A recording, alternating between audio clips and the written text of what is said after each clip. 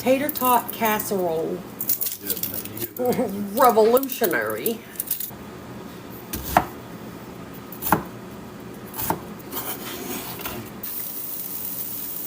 Not in a hurry today because we're.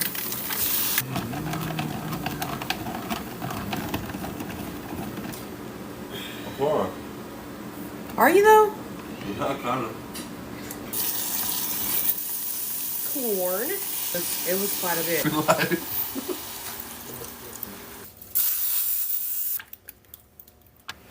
I just come over here.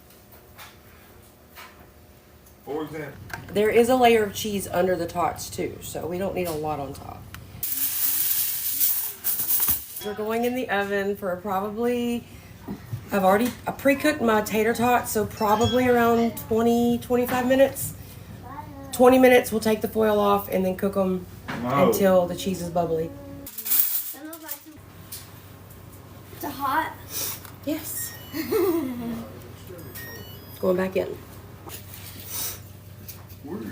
Anyway, I will see y'all in a little bit. All right.